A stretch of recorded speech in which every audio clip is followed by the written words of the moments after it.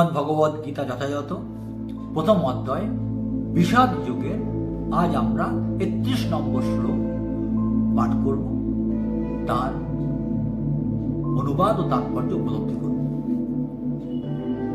ন চ শ্রেয় অনুপশ্যামি হত্যা স্বজনম আহবে ন কাঙ্ক্ষে বিজয়ং কৃষ্ণ ন চ রাজ্যং সুখানি চ।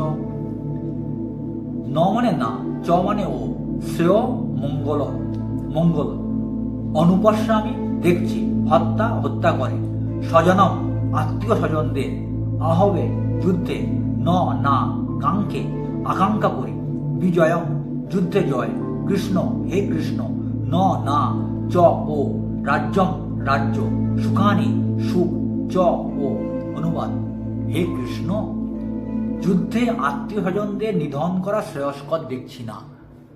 আমি যুদ্ধে জয়লাভ চাই না, রাজ্য এবং সুখভোগও কামনা করি না। তাৎপর্য: মায়াবদ্ধ মানুষ বুঝতে পারে না তার প্রকৃত স্বার্থ নিহিত আছে বিষ্ণু বা শ্রীকৃষ্ণের মাঝে। একথা বুঝতে না পেরে তারা তাদের দেহজাত আত্মীয় স্বজনদের দ্বারা আকৃষ্ট হয়ে তাদের সাহচর্যে সুখী হতে চায়। জীবনের এই প্রকার অন্ধ ধারণার বশবর্তী হয়ে তারা এমনকি জাগতিক সুখের কারণগুলিও ভুলে যায়।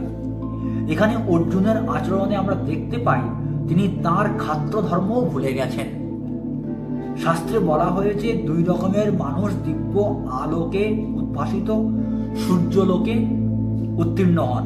তারা হচ্ছেন: এক, শ্রীকৃষ্ণের আজ্ঞা অনুসারে যুদ্ধে অবতীর্ণ হয়ে যে ক্ষত্রিয় রণভূমিতে প্রাণ ত্যাগ করেন তিনি, এবং দুই, যে সর্বত্যাগী সন্ন্যাসী অধ্যাত্ম চিন্তায় গভীরভাবে অনুরক্ত তিনি।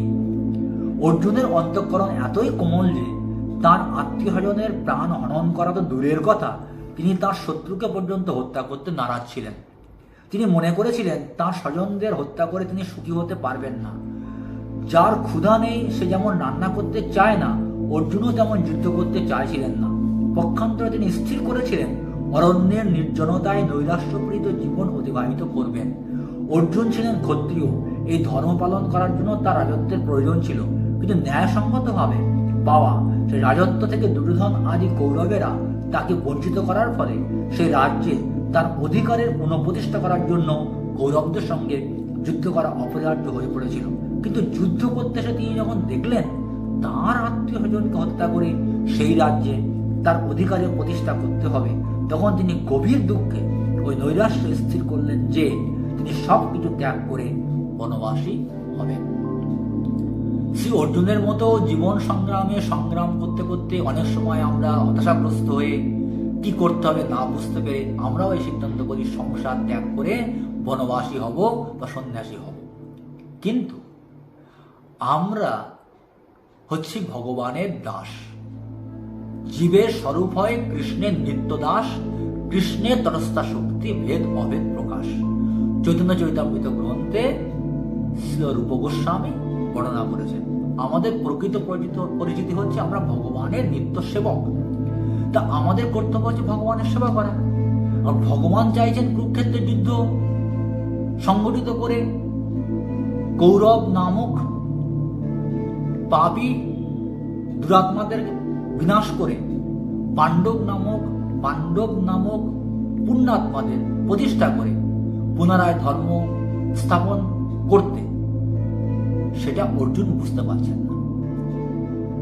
অনেক ক্ষেত্রে জীবন সংগ্রামে আমরাও ভগবানের শরণাগত না হওয়ার ফলে নিজেদের কর্তব্য কর্ম বুঝতে পারি না।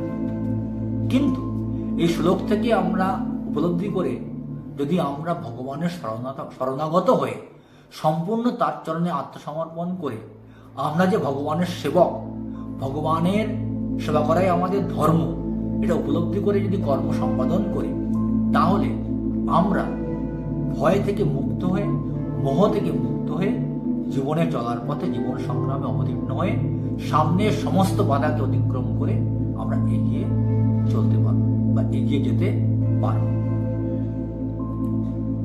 অর্জুন যেমন ক্ষত্রিয়, তার ধর্ম হচ্ছে যুদ্ধ পরিত্যাগ করা নয়, যুদ্ধ করা এবং জয়লাভ করা। ঠিক তেমনি সমাজের যে স্থানেই যে জীবিকায় বা যে কর্মেই আমরা লিপ্ত থাকি না কেন, আমাদের কর্তব্য হচ্ছে কর্ম সম্পাদন করা। কিন্তু সেই কর্ম করার ক্ষেত্রে অবশ্যই ভগবান শ্রীকৃষ্ণকে কর্মের কেন্দ্রে রেখে কর্ম সম্পাদন করতে হবে। অর্থাৎ ভগবানকে স্মরণ করতে হবে একদিক দিয়ে, আর এক হাতে কর্ম করতে হবে। তাহলে ভগবানের চরণে আমাদের আত্মসমর্পণ করা হবে এবং আমরা যে কর্ম করব তা যদি নিষ্কামভাবে আমরা করতে পারি, যদি ফলের আশা না করে করতে পারি, তাহলে শুদ্ধ কর্ম হবে এবং আমরা আমাদের অন্তিম লক্ষ্যে পৌঁছে যেতে পারব। হরে কৃষ্ণ, হরে কৃষ্ণ।